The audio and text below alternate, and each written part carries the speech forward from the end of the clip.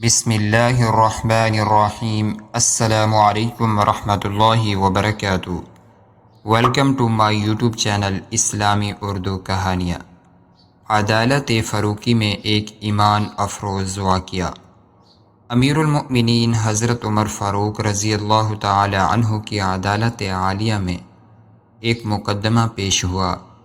دو خوبصورت نوجوان ایک نوجوان کو پکڑ کر حاضر ہوئے اور فریاد کی، اے امیر المؤمنین، اس نوجوان نے ہمارے بوڑھے باپ کو قتل کر دیا ہے، اس ظالم قاتل سے ہمارا حق دلوائیے۔ آپ رضی اللہ تعالی عنہ نے دعویٰ سننے کے بعد ملزم کی طرف دیکھا اور دریافت فرمایا کہ تو اپنی صفائی میں کیا کہتا ہے؟ ملزم نے عرض کی، ہاں امیر المؤمنین، یہ جرم واقعی مجھ سے صادر ہوا ہے۔ میں نے زور سے ایک پتھر اسے مارا تھا جس سے وہ ہلاک ہو گیا تھا۔ فاروق اعظم رضی اللہ تعالی عنہ نے فرمایا، گویا تو اپنے جرم کا اقرار کرتا ہے۔ ملزم، ہاں امیر المؤمنین، یہ جرم واقعی مجھ سے صادر ہوا ہے۔ آپ رضی اللہ تعالی عنہ نے فرمایا، پھر تم پر قصاص لازم ہو گیا اور اس کے عوض تمہیں قتل کیا جائے گا۔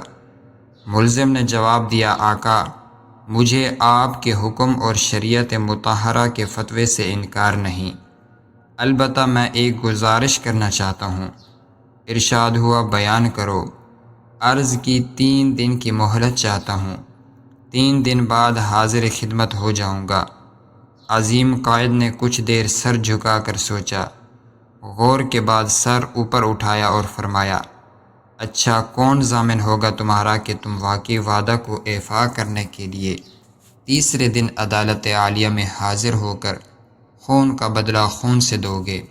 عمر فاروق رضی اللہ تعالی عنہ کے اس ارشاد پر اس جوان رونا نے پر امید نظروں سے حاضرین مجلس کا جائزہ کے بعد حضرت ابو ذر غفاری رضی اللہ تعالی عنہ کے پرنور چہرے پر نگاہیں گاڑتے ہوئے اشارہ کر کے کہا، یہ میری ضمانت دیں گے؟ خلافت الرسول نے ان سے دریافت فرمایا تو انہوں نے کہا، بے شک میں ضمانت دیتا ہوں کہ نوجوان 3 دن بعد تکمیل قصاص کے لیے عدالت میں حاضر ہو جائے گا۔ اس ضمانت کے بعد ملزم کو چھوڑ دیا گیا۔ 2 دن گزر گئے اور تیسرا دن آ گیا۔ جلیل القدر صحابہ اور مشیران خلافت دربار میں جمع ہوئے۔ دونوں مدعی بھی آ گئے۔ حضرت ابو ذر غفاری رضی اللہ تعالی عنہ بھی آ گئے اور ملزم کا بے قراری سے انتظار ہونے لگا۔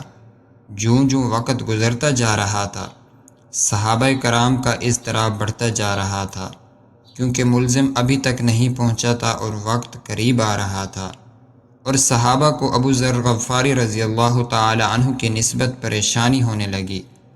1-2 مرتبہ مدعیوں نے بھی دریافت کیا، مگر انہوں نے ہر مرتبہ یہی جواب دیا کہ اگر 3 یوم گزر گئے اور ملزم نہ آیا تو میں اپنی ضمانت پوری کروں گا، پریشانی کی کوئی بات نہیں۔ جب حاضرین پریشانی کے انتہا پر پہنچ گئے اور دل دہلا دینے والے انجام کے تصور سے سہم گئے کہ اچانک ایک طرف سے ملزم دربار میں حاضر ہوا۔ اس کا جسم پسینے سے شرابور تھا، چہرے پر گرد جم چکی تھی، مسلسل بھاگنے سے اس کی سانس پھول گئی تھی۔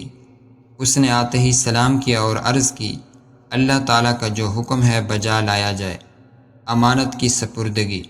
آپ رضی اللہ تعالی عنہ کے دریافت کرنے پر ملزم نے بتایا کہ میں ایک امانت والے کے سپرد کرنے گیا تھا۔ واقعہ یوں ہے کہ میرا ایک چھوٹا بھائی ہے، والد فوت ہو گیا۔ موت سے پہلے اس نے میرے پاس میرے چھوٹے بھائی کے لیے کچھ سونا رکھا تھا اور وصیت کی تھی کہ جب وہ جوان ہو جائے تو اس کے سپرد کر دینا۔ میں وہ سونا ایک جگہ رکھ آیا تھا جس کا مجھے ہی علم تھا، اس لیے وہ سونا اس کے سپرد کرنے گیا تھا۔ الحمدللہ، میں نے امانت اس کے سپرد کر دی جس کی وہ تھی۔ امیر المؤمنین رضی اللہ تعالی عنہ نے ابو ذر غفاری رضی اللہ تعالی عنہ سے پوچھا کہ آپ نے اس کی ضمانت کیوں دی تھی؟ کیا یہ آپ کا واقف تھا؟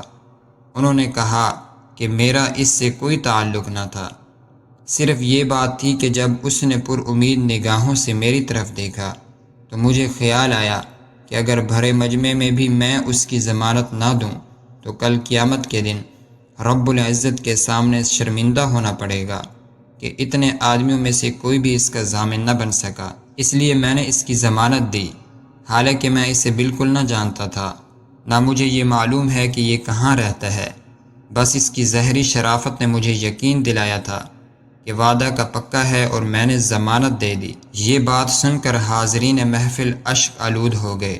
مدعیوں نے التجا کی کہ اے امیر المؤمنین، ہم نے اپنے باپ کا خون معاف کر دیا۔